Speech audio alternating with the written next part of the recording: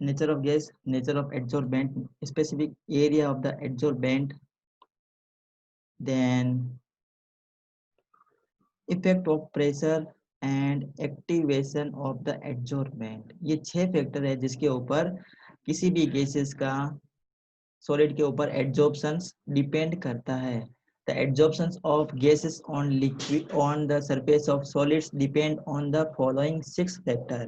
First is the nature of gas, second is the nature of the adsorbent, third is the specific area of the adsorbent, and fourth is the effect of temperature, effect of pressure and activation energy of the adsorbent.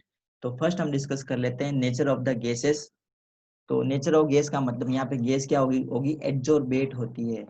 तो gas का nature किस type का है, अगर chemical adsorption होता है तो जो गैस है और जो सॉलिड है उसके बीच में क्या होना चाहिए, कुछ केमिकल बॉन्डिंग होनी चाहिए, मतलब स्पेसिफिक नेचर की होनी चाहिए। अगर उसके बीच में केमिकल बॉन्ड बन रहा है सॉलिड के बीच में गैस के बीच में तो केमिकल एब्जॉर्प्शन हो जाएगा। फिजिकल एब्जॉर्प्शन में ऐसी कोई भी पॉइंट नहीं है कि फिजिकल एब्जॉर्प्शन में किसी भी टाइप की गैस किसी भी सॉलिड के ऊपर एब्जॉर्ब हो सकती है। The absorption depend upon the nature of the gas absorb, उसकी उसकी नेचर के ऊपर डिपेंड करता है। तो ये हमने पहले ही डिस्कस कर लिया है। Every gas get absorbed on the surface of any solid to a lesser or a greater extent। ये किसके ऊपर डिपेंड करेगा, given condition of temperature and pressure। If temperature is less and pressure is high, temperature is less and pressure is high, temperature कम है pressure high है तो adsorption होगा। तो क्या होगा, एडजॉर्प्शन हो जाएगा। कौन सा, फिजिकल एब्जॉर्प्शन आराम से हो जाएगा। केमिकल के लिए थोड़ा सा जो कंडीशन है वो अलग है। केमिकल के लिए क्या चाहिए, टेम्परेचर हाई चाहिए, टेम्परेचर हाई होगा तो केमिकल एब्जॉर्प्शन होता है। ठीक है, सेकेंड हम पढ़ लेते हैं the S of liquefaction of gas depend upon the critical temperature. किसी भी गैस का जो क्रिटिकल टेम्परेचर होता है उसके ऊपर डिपेंड करता है कि कोई भी गैस लिक्विफाई होगी या नहीं। जो गैस आसानी से लिक्विफाई हो जाती है वो जल्दी से एड्जॉर्ब हो जाती है सरफेस के ऊपर, मतलब उसका एड्जॉर्प्शन ज्यादा होता है गैसेस का। उस गैस का एड्जॉर्प्शन ज्यादा होगा सॉलिड की सरफेस पे, सो आसानी से क्या हो जाती है, लिक्विफाई हो जाती है, उसका एड्जॉर्प्शन ज्यादा होगा। तो लिक्विफाई किसके ऊपर डिपेंड करता है, क्रिटिकल टेम्परेचर पर डिपेंड करता है। किसके ऊपर डिपेंड करता है, क्रिटिकल टेम्परेचर पर डिपेंड करता है। तो क्रिटिकल टेम्परेचर मैंने पहले ही बता दिया था, critical temperature of A gas is the minimum temperature above which A gas can not be liquefy. किसी भी गैस के लिए एक पर्टिकुलर रेंज होती है टेम्परेचर की, उस टेम्परेचर के ऊपर कितना भी टेम्परेचर बढ़ा दो उस गैस को हम लिक्विफाई नहीं करवा सकते। मतलब जिस गैस किसी भी गैस का अगर क्रिटिकल टेम्परेचर हाई है तो उसको लिक्विफाई करवाना बहुत ही आसान काम है, वेरी इजी टास्क है। किसी भी गैस का अगर क्रिटिकल टेम्परेचर ज़्यादा है तो उसको लिक्विफाई करवाना आसान है। जैसे हम ये देखते हैं hydrogen gas, nitrogen, carbon monoxide, methane gas, carbon dioxide, ammonia and SO2। इनका क्रिटिकल टेम्परेचर दे रखा है 33, 126 और सबसे ज़्यादा दे रखा है SO2 का जो है 430 केल्विन। ठीक है, तो जिस गैस का अभी हमने बताया कि जिस गैस का क्रिटिकल टेम्परेचर ज़्यादा होगा उस गैस को लिक्विफाई करवाना आसान है। तो इन सब गैसेस में सल्फर डाइऑक्साइड गैस ऐसी गैस है जिसको लिक्विफाई करवाना बहुत आसान है। तो ये कितनी एब्जॉर्ब होगी, ये पर्टिकुलर प्रेशर पे, ये देखो हाइड्रोजन गैस सिर्फ 4.5 ml एब्जॉर्ब होगी, जबकि SO2 गैस कितनी एब्जॉर्ब होगी, 380 ml गैस को हम एब्जॉर्ब करवा सकते हैं सॉलिड के ऊपर सेम टेम्परेचर पर और सेम प्रेशर पर। नेक्स्ट सेकंड पॉइंट है नेचर ऑफ एडजॉर्बेंट। किस टाइप का नेचर है एडजॉर्बेंट का, नेचर कौन कैसा है। The nature of adsorbent, activated charcoal, very very important. Activated जो चारकोल होते हैं ना वो सबसे ज्यादा गैस को एब्जॉर्ब कर सकते हैं। इसलिए जो पॉइजनस गैसेस होती है जहाँ पे यहाँ बहुत ज्यादा पोल्यूशन होता है तो मुंह पे एक मास्क लगाते हैं स्पेशल टाइप का, उस मास्क में एक्टिवेटेड चारकोल होता है। तो एक्टिवेटेड चारकोल क्या कहता है, पॉइजनस गैसेस जितने भी होती है ना उस एरिया में, पॉइजनस गैसेस जितनी भी है उस पॉइजनस गैसेस को क्या कर लेता है, एब्जॉर्ब कर लेता है और हमारी बॉडी के अंदर एंटर होने से बचाता है। तो वो गैसेस डायरेक्टली हमारी बॉडी में एंटर नहीं हो पाती है। इसी टाइप से जो माइंस में काम करते हैं, जैसे कोयला की माइंस है, खदानें हैं जो बहुत नीचे गहराई में होती है, उसमें बहुत पॉइजनस गैसेस होती है, और जो पॉइजनस गैसेस होती है ना वो ऑर्डरलेस होती है, उसमें कोई स्पेशल टाइप की गंध नहीं आती है, ऑर्डरलेस होती है, उसमें कोई स्मेल नहीं आती है। तो ऐसी गैसेस के कांटेक्ट में अगर कोई भी पर्सन आता है तो उसकी डेथ भी हो सकती है। पॉइजनस गैसेस होती है वो साथ में ऑर्डरलेस होती है। तो क्या करते हैं, मास्क लगाते हैं, मास्क में क्या होता है, एक्टिवेटेड चारकोल होता है, एक्टिवेटेड चारकोल। वो एक्टिवेटेड चारकोल क्या करता है, पॉइजनस गैसेस को अपनी सरफेस के ऊपर क्या करवाता है, स्टिक करवा लेता है, मतलब एब्जॉर्ब करवा लेता है, अपनी सरफेस के ऊपर एब्जॉर्ब करवा लेता है, जिससे पॉइजनस गैसेस डायरेक्टली हमारे बॉडी के अंदर एंटर नहीं कर पाती। तो ये हो गया nature of adsorbent. Next, specific area of the adsorbent, ये हमने पहले ही पढ़ लिया कि जितना ज्यादा सरफेस एरिया होता है, जितना ज्यादा सरफेस एरिया होता है किसी भी सॉलिड का, उतना ही उसका क्या होगा, एडजॉर्बन एडजॉर्प्शन की पावर होगी। जैसे अगर हम एक सॉलिड चारकोल ले लेते हैं और इसी चारकोल को हम पाउडर के फॉर्म में ले लेते हैं, एक हमने लिया सॉलिड चारकोल और उसी चारकोल को हमने किस में ले लिया, पाउडर फॉर्म में ले लिया, तो किस चारकोल का सरफेस एरिया ज्यादा होगा, जो पाउडर फॉर्म में होगा उसका सरफेस एरिया ज्यादा होगा, और ये क्या करेगा, ज्यादा गैसेस को एब्जॉर्ब करेगा। नेक्स्ट, इफेक्ट ऑफ टेम्परेचर, मतलब अगर हम टेम्परेचर को बढ़ाते हैं तो फिजिकल एब्जॉर्प्शन कम होता है, अगर हम टेम्परेचर को बढ़ा दें तो फिजिकल एब्जॉर्प्शन डिक्रीज हो जाएगा, और केमिकल एब्जॉर्प्शन की हम बात करते हैं तो केमिकल एब्जॉर्प्शन इंक्रीज हो जाएगा। रीजन क्या है, क्योंकि जो एड्जॉर्प्शन है ना, एड्जॉर्प्शन क्या होता है, एक्सोथर्मिक प्रोसेस होता है, एक्सोथर्मिक प्रोसेस है, और according to Le Chatelier principle, if the process is exothermic and if we effect the and if we increase the temperature, then the process reverse in the backward direction, then the process move in the forward direction, in the reverse direction। क्या बताया मैंने, अगर कोई भी process कैसा है, exothermic process है, और अगर उस प्रोसेस में हम क्या करते हैं, अगर टेम्परेचर को बढ़ा देते हैं तो वो प्रोसेस कौन सी डायरेक्शन के अंदर फॉरवर्ड होगा, बैकवर्ड डायरेक्शन के अंदर मूव होगा, अगर हम टेम्परेचर बढ़ा देंगे एक्सोथर्मिक प्रोसेस के लिए।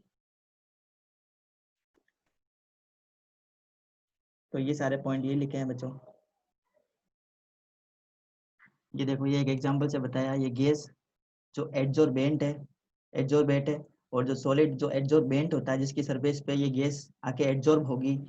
अगर कंडेंसेशन होता है, कंडेंसेशन का मतलब होता है टेम्परेचर को डिक्रीज करना, टेम्परेचर को डिक्रीज करने का मतलब कंडेंसेशन, कंडेंसेशन पे क्या होगी, gas adsorb on the solid surface, और क्या होगी, साथ में हीट एनर्जी भी रिलीज होगी, हीट एनर्जी लिबरेट होगी। अभी इसी को हम क्या करते हैं, इवोपरेशन करवाते हैं। इवोपरेशन कब होगा, जब हम टेम्परेचर बढ़ाएंगे, तो जब हम इवोपरेशन करवाते हैं तो इसका क्या करना पड़ेगा, टेम्परेचर बढ़ाना पड़ेगा।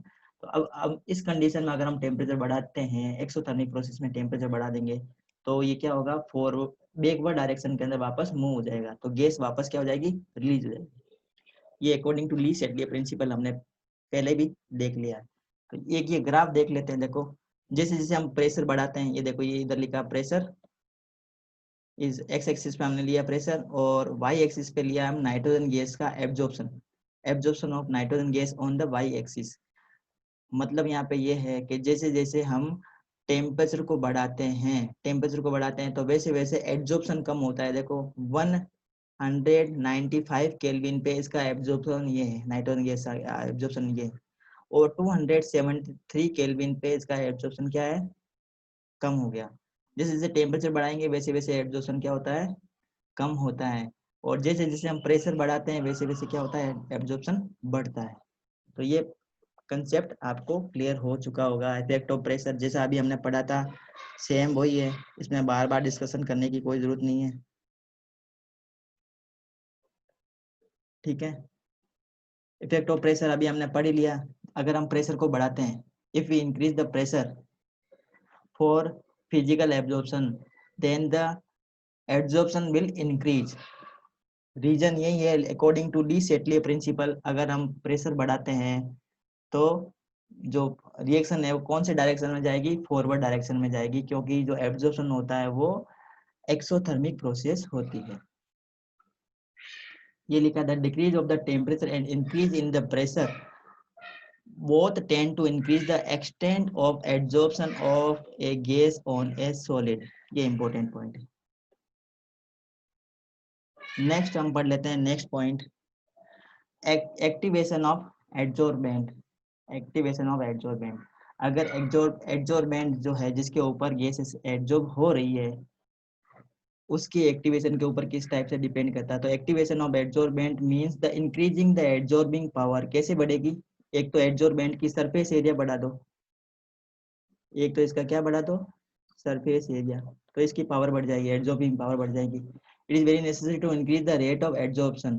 कैसे कर सकते हैं? फर्स्ट देखो लिया हुआ, metallic adsorbent are activated by the making the surface of the adsorbent rough. अगर हम रफ सरफेस कर देते हैं तो रफ सरफेस होगी तो भी क्या होगा, एडजॉर्प्शन बढ़ जाएगा। सेकेंड है to increase the adsorbing power of the adsorbent, they are subdivided into the smaller particle. मतलब उनको क्या करेंगे, फाइन पार्टिकल में चेंज कर देंगे। तो फाइन पार्टिकल में चेंज करेंगे तो जैसा अभी हमने बताया उसका सरफेस एरिया बढ़ जाएगा। थर्ड इंपॉर्टेंट पॉइंट है, some adsorbents are activated by strong heating in contact with stream in the vacuum, और टेम्परेचर इतना रखेंगे तो भी क्या होगा, उसका एब्जॉर्प्शन बढ़ जाएगा। अब हम नेक्स्ट पॉइंट पढ़ने जा रहे हैं, difference between colloidal solution, true solution and suspension. Difference between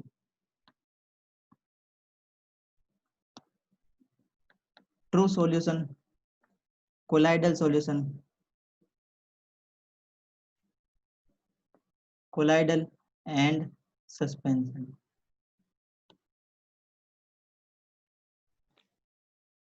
तो इन तीनों में हम क्या सीखेंगे, डिफरेंस पढ़ने वाले हैं, true solution, colloidal solution and suspension. तो ये आपने बचपन में भी सीखा होगा, फिर 6 क्लास में भी आपने सीख लिया होगा कि ट्रू सॉल्यूशन क्या होते हैं, कोलाइडल क्या होते हैं, सस्पेंशन क्या होते हैं। तो बता देता हूँ मैं वैसे तीनों में डिफरेंस। तो यहाँ पे हम इसका नेचर लिख देते हैं, पहले नेचर, यहाँ हम लिख देते हैं solution, then colloidal and suspension. तो जो नेचर में सबसे पहले हम पॉइंट डिस्कस करेंगे इसका, किस टाइप की नेचर होती है। तो ये जो सॉल्यूशन होते हैं ये कैसे होते हैं, होमोजीनियस मिक्सर होते हैं, होमोजीनियस मिक्सर।